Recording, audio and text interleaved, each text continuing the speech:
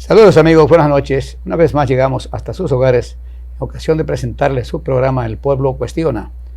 Hoy con la reconocida socióloga y politóloga Rosario Espinal. Con ella vamos a conversar sobre distintos tópicos del acontecer político y social de República Dominicana. Disculpa, estoy un poco disfónico. Problemita con el aire acondicionado. Vamos a entrar en materia. Me gusta a mí entrevistar a doña Rosario, por razones muy especiales. Creo que no hay tres Rosario Espinal aquí en República Dominicana. Esa es mi opinión, no sé la de los amigos del espectador. Dígame una cosa, ¿cómo usted analiza la situación política de República Dominicana en estos momentos? Ya habiéndose elegido, o más bien seleccionado, los tres principales candidatos que van a concurrir en el proceso del 2024. Todo el tiempo, cójaselo para eso. Bueno, en primer lugar, gracias por la invitación. No, gracias a usted, de parte nuestra. Es un orgullo tener a usted en el programa. Bueno, gracias y un placer y un honor estar aquí, porque este es un programa, bueno, que existe desde que yo era chiquitica. Así 54 añitos vamos a cumplir. Así que muchas cosas no duran tanto. Sí. Entonces, siempre es bueno ver cómo un programa se ha mantenido a través del tiempo, que comenzó en una época muy difícil de la vida política dominicana. Bueno. Hace 54 años. La década del terror. Exacto, exacto. Entonces, no eran fáciles aquellos tiempos y que usted lo comenzara en aquellos momentos y lo haya continuado, pues es muy importante y refleja la política dominicana, claro. Refleja la estabilidad de la política dominicana, claro. Que realmente dio mucho trabajo después del ajusticiamiento de Trujillo, después del fin de la dictadura de Trujillo, después de aquellos difíciles 12 años represivos de Balaguer, pues instalar un sistema, yendo al tema de los partidos, de los candidatos, consolidar un sistema electoral, una democracia electoral que se haya mantenido a través del tiempo, con sus problemas, con muchos problemas, como ocurre en otros países, pero con bastante estabilidad. Y yo creo que lo que vemos en este momento, con la elección de los distintos partidos, de sus candidatos, es que, al igual que hubo elecciones en el 2020, en el 2016, en el 2012 y así para atrás, también tendremos elecciones en el 2024. Es decir, si Dios lo permite. Si Dios lo permite, bueno, excepto si hay alguna catástrofe o lo que fuera, pero lo que podemos decir desde el punto de vista político, que es un plano humano, vamos a decir, es que así como hemos tenido durante muchos años procesos electorales, pues vamos a tener procesos electorales en el 2024 y ese proceso electoral va a contar con distintas fuerzas políticas que compiten. Claro. Entonces, eso es una muestra de cómo el sistema se ha mantenido y no es común, incluso en América Latina, eso, porque en América Latina vemos la interrupción de los gobiernos que no llega, por ejemplo, caso Perú, caso de Ecuador, para mencionar dos ejemplos recientes, donde no pudieron completar sus periodos de gobierno los presidentes. Y entonces, en ese contexto, digamos, de bastante estabilidad política en el país, pues llegamos a este momento donde están los partidos definiendo sus candidaturas, ya tienen sus candidatos presidenciales identificados y muchos de sus otros candidatos en las otras instancias electivas, pero quedan algunas decisiones importantes que tienen que ver con las alianzas de los partidos y con las candidaturas que van a llevar, porque cuando hacen alianzas, dos o más partidos, pues hay gente que tiene que desmontarse de la guagua, porque si hacen una alianza, pues no pueden ir todos los que hubieran ido si no hacen alianza. Entonces falta esa parte para completar el cuadro electoral, las boletas electorales de los partidos. En particular, falta saber qué va a pasar con la alianza PLD, Fuerza del Pueblo, donde hay en disputa muchos puestos y muchos aspirantes a puestos, y si hacen alianza, una parte tendrá que ser desmontada de esas aspiraciones. Pero en general estamos en ese periodo que establece el calendario electoral de selección de candidaturas, y se registran unos 32, creo que, partidos que tienen registro legal en la Junta Central Electoral. Tantos partidos no son necesarios para una democracia. Yo sé que hay gente que piensa que sí, que mientras más partidos, más democracia. Bueno, eso no es exactamente así. La democracia necesita algunos partidos fuertes que puedan competir electoralmente. Eso es lo fundamental en una democracia.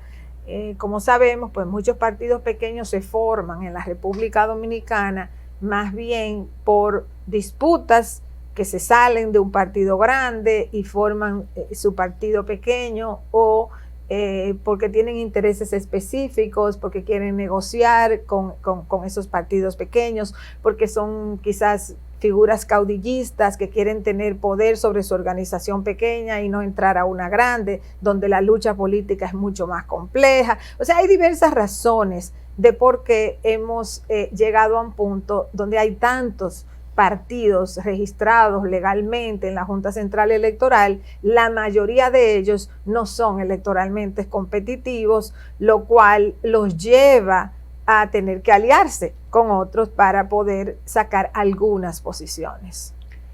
¿Cómo usted analiza, a 3 años ya y meses, la gestión del presidente Luis Abinader, en sentido general?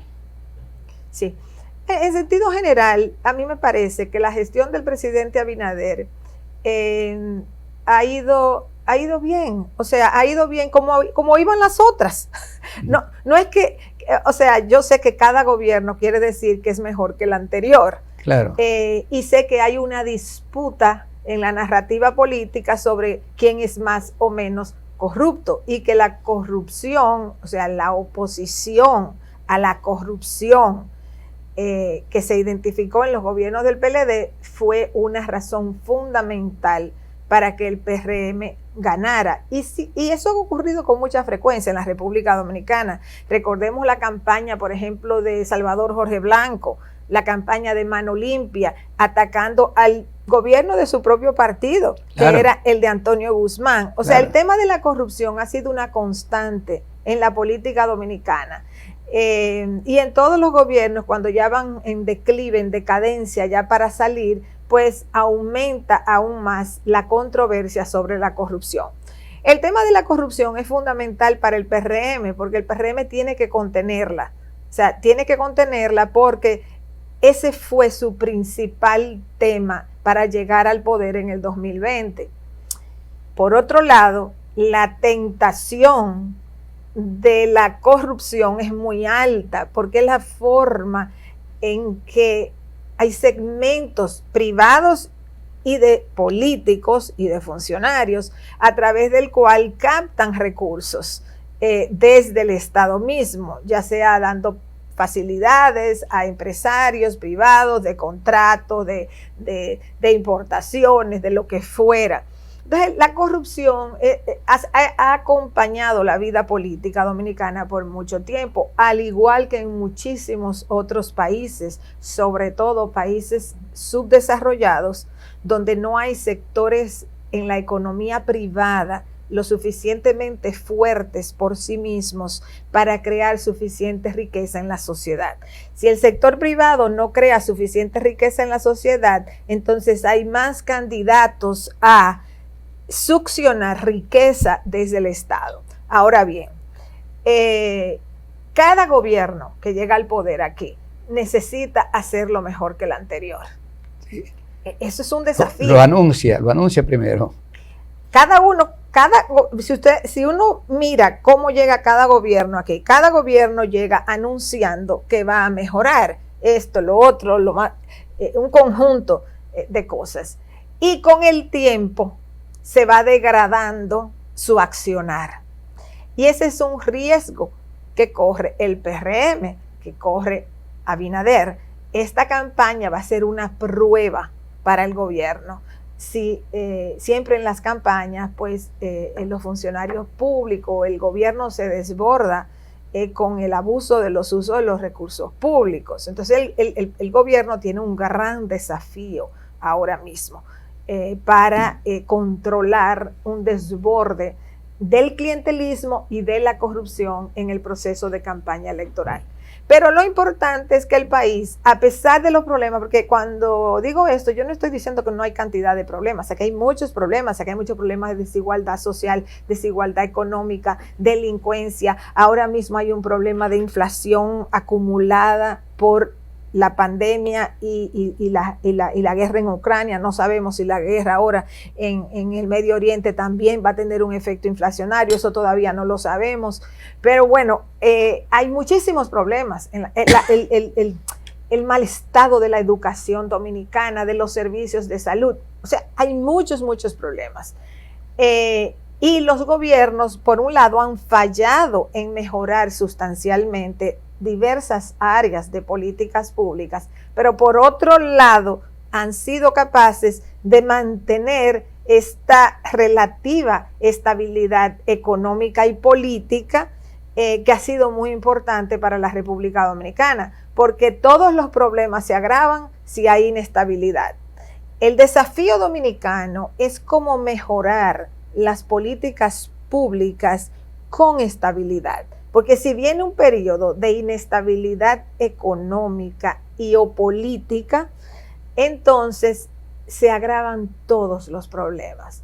Y ahí es donde yo creo que el gobierno actual tiene que enfocarse en cómo aprovechar la relativa estabilidad política y económica del país para mejorar áreas cruciales de las políticas públicas del Estado. La educación necesita de una gran intervención para generar una ciudadanía, una mano de obra mayor capacitada, porque eso es importante también para el proceso económico.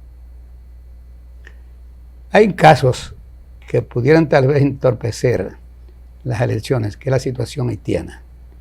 ¿Cómo usted analiza? ¿Cuál es su opinión al respecto? Bueno, la situación haitiana es muy precaria. Haití está ahí. El país no se puede, la isla no se puede dividir. Es una realidad. Entonces, la República Dominicana puede seguir en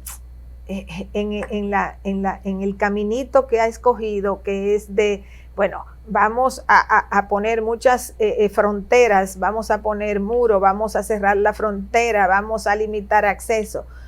Pero eso al final se encuentra con una realidad social. La República Dominicana es importadora de mano de obra haitiana, porque la mano de obra haitiana es barata y es la que hace el trabajo agrícola, es la que hace el trabajo de construcción. Los dominicanos tienen otras opciones. Entonces, el que tiene otra opción prefiere ser motoconchista o emigrar del país en vez de pasarse de sol a sol sembrando arroz o café o piña o lo que fuera, o bajo un solazo construyendo edificios. Entonces, los dominicanos prefieren otro tipo de trabajo porque hay una mano de obra más barata que está disponible. Entonces, los haitianos están aquí por eso, porque suplen la mano de obra barata que demanda la economía dominicana. En Haití existe con sus múltiples problemas, pero Haití también es el país con el que República Dominicana tiene una gran balanza comercial positiva. Es decir, República Dominicana exporta muchas cosas a Haití e importa pocas cosas de Haití. O sea, así como la República Dominicana importa trabajadores haitianos, es decir, los trae, permite que pasen por la frontera, aunque los mantenga indocumentados aquí, pero la República Dominicana exporta muchos productos a Haití porque Haití no produce muchas cosas. Entonces, hay una relación económica muy fuerte. La República Dominicana debe evitar, en la medida de lo posible, los conflictos con Haití. La República Dominicana no es que se echen los problemas de Haití, porque la República Dominicana ni debe ni puede echarse los problemas de Haití encima. Pero la República Dominicana sí necesita una política inteligente de muy baja confrontación, en donde logre organizar el flujo migratorio y logre organizar lo más posible el comercio con Haití. Eso es en sentido general, hay muchos detalles y muchas cosas, pero a mí me ha preocupado mucho lo que ha ocurrido en los últimos, digamos, casi 2 años, donde el presidente Abinader ha asumido el tema haitiano de una manera problemática, porque la República Dominicana no puede andar por el mundo pidiendo intervenciones en Haití, porque a la República Dominicana no le gustaría que Haití estuviera por el mundo pidiendo intervenciones si aquí tuviésemos mayores problemas. Más bien es la solidaridad de lo que se pide. Mire, yo honestamente, yo ni siquiera hablo de solidaridad, no, yo hablo de una política de intereses económicos entre ambos países. O sea, realmente la República Dominicana utiliza la mano de obra, no porque se lo impuso la ONU, ni la OEA, ni Estados Unidos, ni Francia, ni Canadá, no. Nadie le dijo a la República. No la miseria haitiana. Los expulsa y la necesidad de fuerza de trabajo dominicana los atrae. Claro. Eso es como, mire, si usted hace una caricatura de la República Dominicana, usted puede hacer una caricatura en un periódico de la República Dominicana, le podría poner un puente de Haití a República Dominicana con mucha gente viniendo para acá y un puente de República Dominicana a Estados Unidos con mucha gente, muchos dominicanos saliendo hacia Estados Unidos. Eso es así. Eso es lo que caracteriza la fuerza laboral dominicana de las últimas décadas. Un éxodo dominicano hacia afuera y uno haitiano hacia adentro, reemplazando la mano de obra dominicana. Nos vemos, amigos.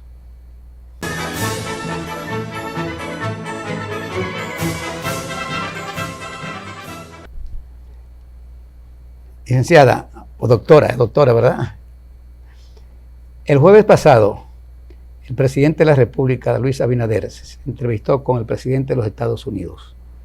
Nadie sabe, como es natural, que 2 jefes de Estado de esa magnitud se reúnan, ¿qué hablaron? ¿Usted qué podría sacar de esa entrevista o de ese encuentro de 2 presidentes, sobre todo el de los Estados Unidos? Sí, bueno, yo pienso, la verdad, a mí me parece muy oportuna la iniciativa de Biden de buscar una conversación, un encuentro con presidentes latinoamericanos. América Latina no ha estado en el centro de la política exterior de Estados Unidos. Y Estados Unidos tiende a acordarse de los países latinoamericanos cuando ya hay una crisis mayúscula en estos países. Entonces, a mí me parece oportuna. Y hay distintas razones por las cuales eso le conviene a Estados Unidos. Una es para la cuestión migratoria. Estados Unidos tiene una presión migratoria muy fuerte de los países latinoamericanos, de Venezuela, de Nicaragua, de toda Centroamérica, pero también de Sudamérica y claro, del Caribe, que es una migración más vieja. Y ni decir de México. Pero toda esa población se acumula en la frontera de México. Y eso es un serio problema de manejo político y de manejo humano para Estados Unidos. Entonces, cualquier programa que Estados Unidos pueda diseñar para apoyar las economías de esta región es importante porque en la medida que se mejoran las condiciones de vida, quizás se reduce un poco la migración. Yo digo quizás porque yo creo que los niveles de expectativa de movilidad social de la gente hoy en día son muy altos. Entonces hay mucha gente que va como quiera a emigrar buscando mayores niveles de ingreso, pero si las condiciones de vida mejoran, hay otra parte que va a preferir quedarse en su país, que ir a aventurarse a irse a otro. Entonces, desde el punto de vista económico migratorio, es importante esos encuentros. También está el hecho de que en el contexto mundial, América Latina está relativamente tranquila, porque la guerra en Ucrania representa un serio reto para Europa. Y la situación ahora de Israel en Palestina, pues representa un serio problema porque no sabemos si eso se va a expandir o no. Entonces, América Latina, con todos sus problemas, está relativamente tranquila, o sea, en el contexto internacional. Y antes de que se ponga, digamos, de que la situación se haga más inestable, es bueno que piensen en programas de desarrollo. Y tercer factor es el juego de poder que hay entre China y Estados Unidos. O sea, una potencia consolidada como Estados Unidos, que algunos dicen en declive, y otra, una potencia emergente como China, que están tratando de ver cómo establecen, cómo consolidan o cómo expanden sus relaciones con otros países del mundo. Entonces, en ese sentido, Estados Unidos está en este continente y me imagino que el avance de China, sobre todo en términos económicos, de intercambio económicos con la región, le debe preocupar. Entonces yo pienso que por todas esas razones es que Biden organizó este encuentro con un conjunto de países latinoamericanos y decidió también reunirse de manera individual con presidentes que asistieron a esa reunión. Doctora. Y una cosa quiero agregar, para la República Dominicana, que a veces la gente no lo nota, la principal fuente de remesas es Estados Unidos. La principal fuente de turistas es Estados Unidos. El destino de exportación de los productos de zonas francas es Estados Unidos. O sea, los tres sectores claves de la economía dominicana, remesas, turismo y zonas francas, generadores de la mayor cantidad de divisas que necesita este país para todo lo que hay que importar, para pagar la deuda externa, etcétera. O sea, todas esas divisas que necesitamos como país vienen fundamentalmente de Estados Unidos. Entonces, la República Dominicana tiene un altísimo nivel de integración a la economía de Estados Unidos. Sé que mucha gente, por el patriotismo y demás, no quiere pensarlo, ni siquiera quiere verlo, pero esa es la realidad. Este es un país altamente dependiente e integrado a la economía de Estados Unidos. Lo que ocurre en Estados Unidos tiene un efecto inmediato aquí. Si baja el turismo, si bajan las remesas, si bajan las exportaciones. Sí, hay un atentado. Todo, como vaya la economía de Estados Unidos, tiene un impacto en la economía dominicana. Entonces, desde ese punto de vista, así como yo hablé del caso de Haití, que la República Dominicana tiene que mirar hacia Haití desde otra perspectiva, desde un espacio de intercambio comercial, de intercambio económico. Y si cambia esa visión aquí y no verlo como el enemigo que nos quiere devorar y que nos quiere comer, o sea, si cambia esa visión, entonces podremos tener una relación mejor con Haití y podríamos ayudar de paso a Haití, no por acción de caridad, ni de solidaridad, sino por razones de intereses. Aunque ha sido la República Dominicana el país que más ha ayudado a Haití. Bueno, depende cómo midamos eso. O sea, porque la República Dominicana no es que ha ido a donarle a Haití. La República Dominicana en el momento del terremoto ayudó un poco, pero hay otros países que dan mucho más apoyo económico a Haití. Entonces, cuando decimos que más ha ayudado a Haití, yo no sé, depende. O sea, ¿cómo es que hemos ayudado? Ahora, si como ayudar decimos, hemos permitido la migración o le vendemos de todo, pero bueno, eso no es una ayuda, eso es un El caso de la parturienta es gravísimo también.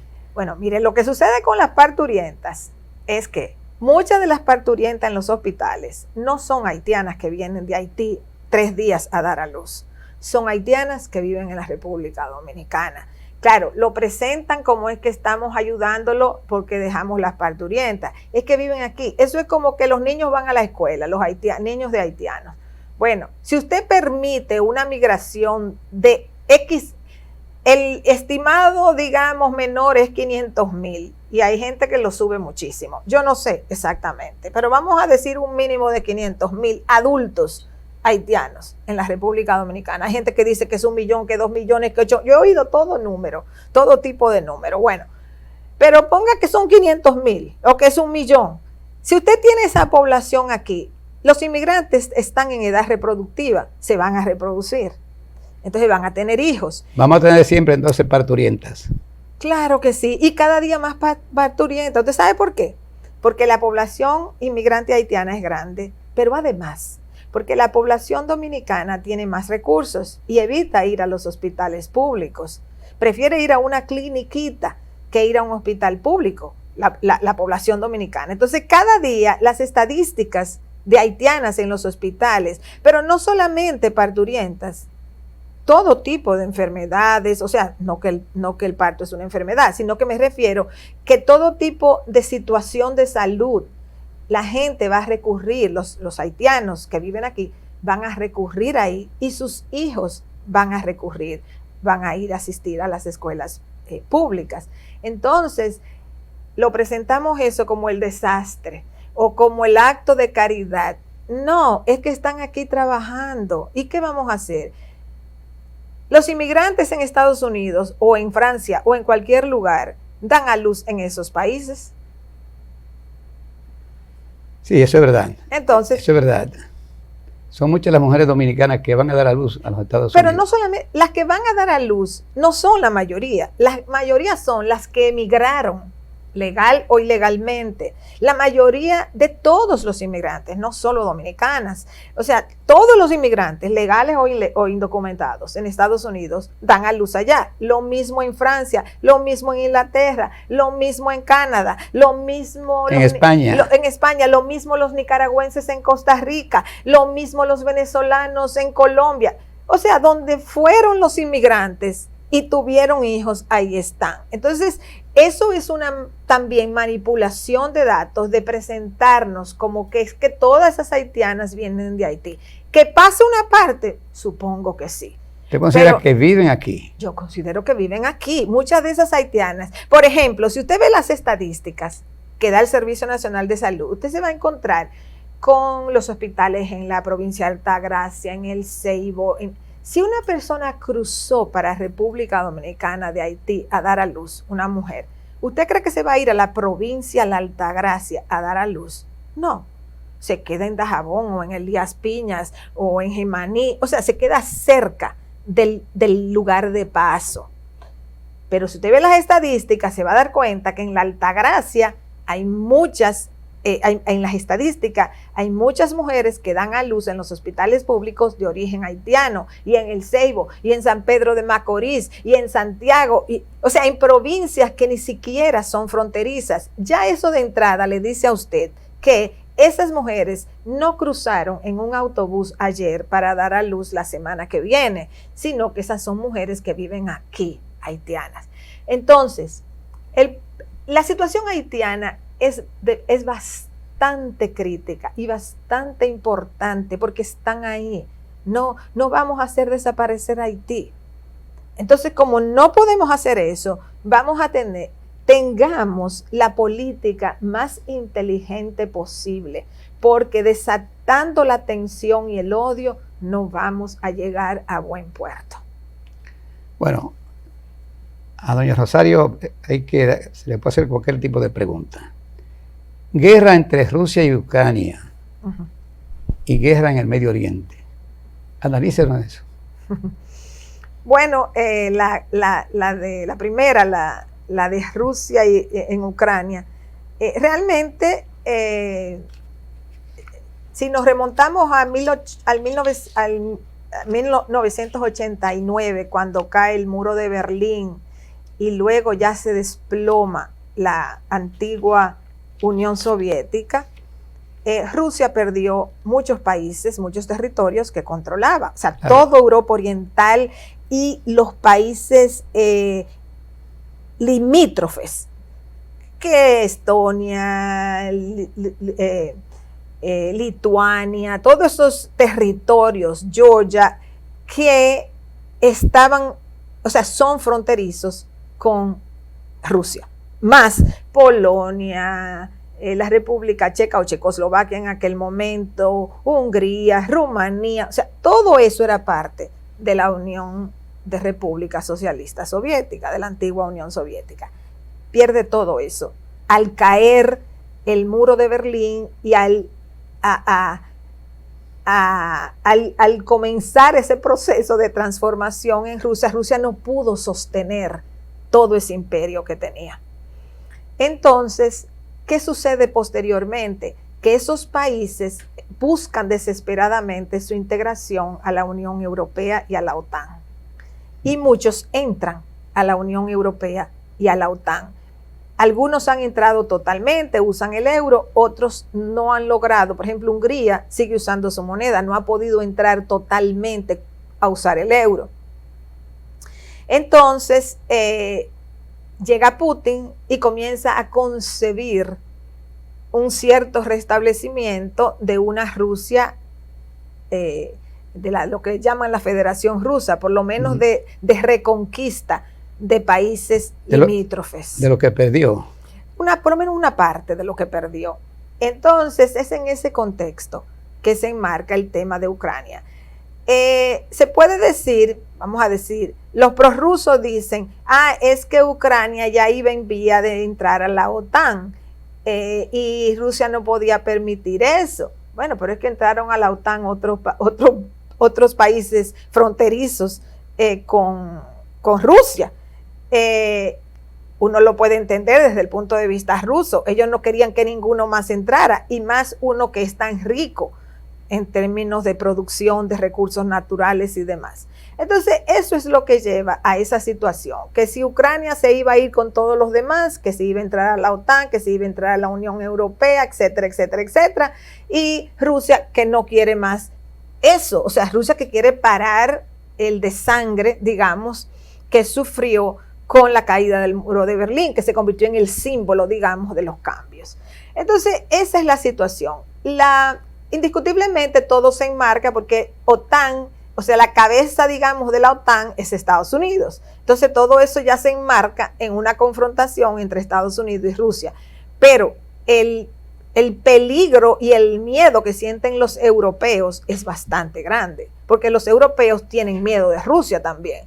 Entonces los europeos tienen su posicionamiento, y por eso es que Estados Unidos logró una alianza con la mayoría de los países europeos, en particular los que son miembros de la OTAN.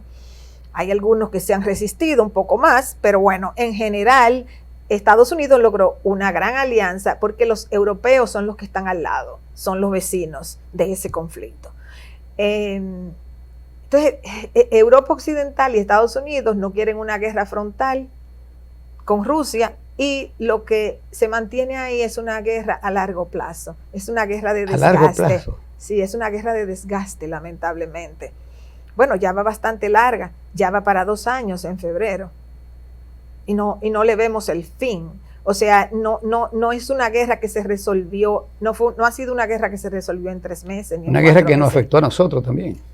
Bueno, que tuvo un impacto inflacionario y le agregó la inflación de la pandemia, es decir, de los fletes, de todo eso que se encareció mucho y aumentó el precio de muchas cosas, la disponibilidad de productos, demanda, oferta. Había menos oferta por la pandemia, y cuando comenzó la demanda a aumentar, no había la producción para dar respuesta a la demanda. Y más vino la guerra en Ucrania, entonces también eso disparó los precios de granos, petróleo y eso. Bueno, el punto está en que ahí hay una guerra que va a tomar más tiempo, porque ahí el que pierda, pierde mucho. O sea, ahí el que pierda, pierde mucho. O sea, si Rusia pierde, colapsa toda la redefinición rusa que ha hecho Putin. Y si pierde Occidente, es abrirle la puerta a Rusia para que lo haga en algún otro país fronterizo. Entonces, esas dos, o sea, Rusia y Occidente, digamos, para ponerle un nombre, pero estamos hablando fundamentalmente Europa Occidental y Estados Unidos. O sea, ahí el que pierda eventualmente esa guerra va a sufrir una derrota muy importante. Y pausamos, amigos, por unos cuantos segundos.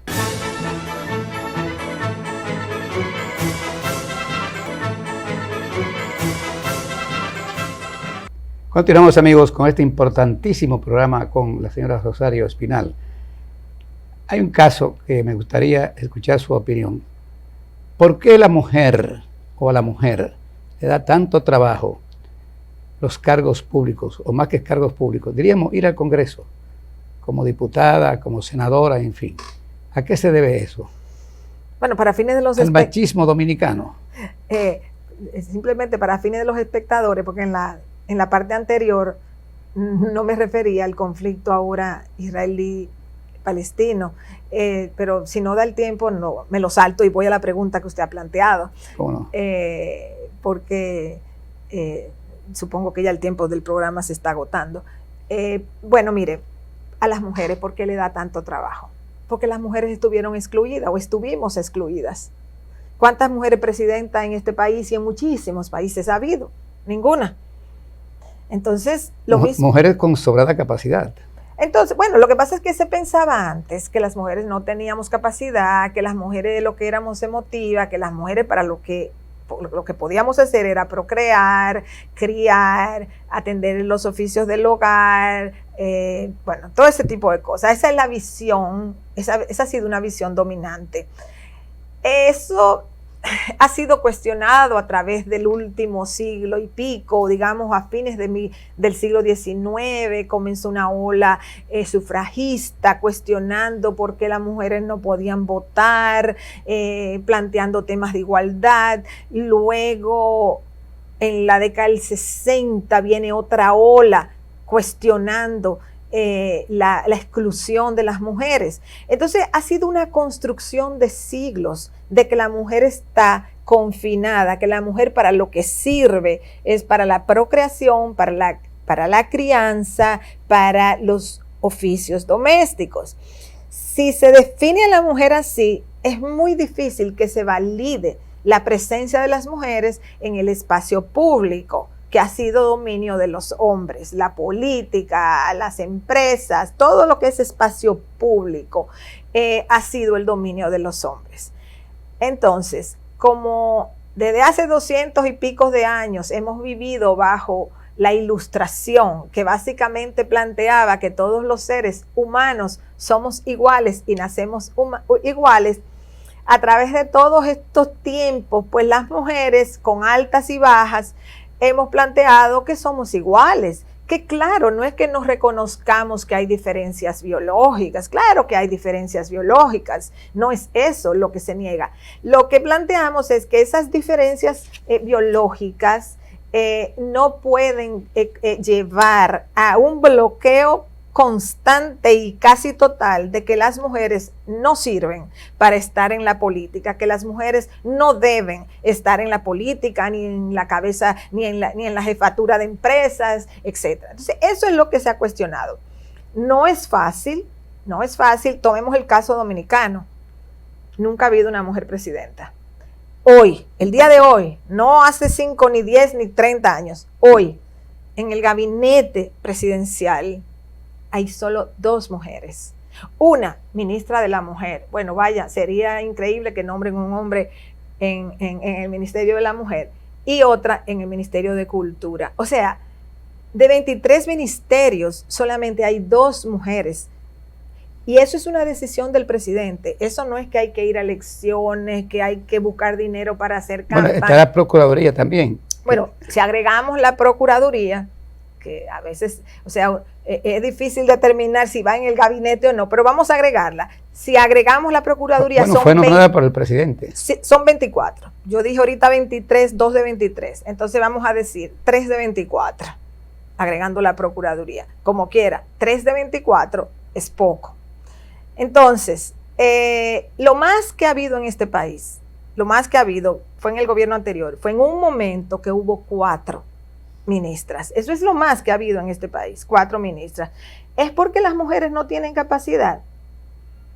Yo creo que esa es la pregunta que todo el mundo tiene que hacerse. ¿Es porque las mujeres no tienen capacidad que no han sido presidentas en este país y en muchos otros? ¿Es porque las mujeres no tienen capacidad que no pueden ser ministras? Vamos a las senadurías, 32 senadurías, 4 senadoras. ¿Es porque no tienen capacidad las mujeres, que solo 4, a pesar de tanta lucha que hemos echado? ¿Diputados? Diputados, 25% de las diputaciones. Y eso, que en las diputaciones hay representación por género de la lista de candidaturas, al igual que en las regidurías, porque ahí fue que se introdujo la llamada cuota. Pero aún con cuota de género, tenemos un 25% de mujeres en la Cámara de Diputados. ¿Usted sería partidario de un 50-50? Mire, yo creo que lo que hay actualmente en la República Dominicana como legislación está bien. Un mínimo de 40, un máximo de 60, no importa el género. Eso es lo que hay ahora mismo. En la última modificación que se hizo del 2019-18 de la ley electoral y de partidos, yo no tengo problema con eso, con el 40-60. El punto es que aunque las mujeres vayan de candidatas, van en una desventaja porque les da más trabajo conseguir dinero para su campaña. Han tenido menos vida pública que los hombres. Entonces, eso dificulta que las mujeres avancen. Es una lucha que hay que seguir echando. Pero como ustedes ven por los datos, de 24 posiciones del gabinete, solo 3 mujeres. De 32 senadores, solo 4 mujeres. Del total de diputaciones, solo 25% mujeres. De alcaldes, 88% hombres, 12% mujeres. De directores de distritos municipales, 92% hombres, 8% mujeres. Solo para que piensen en esos números. Eso tiene que cambiar. Pero estamos en eso desde hace muchos años y es muy lento el avance. Bueno, pausamos, amigos, por unos cuantos segundos.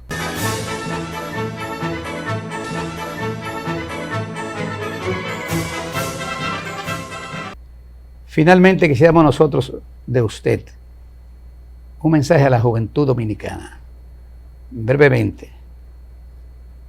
Bueno, yo a la juventud dominicana lo que le diría es que saquen un poco más de tiempo, que se sienten en su casa, en un parque, en algún lugar, a reflexionar sobre sus vidas, que lean. Sobre su futuro.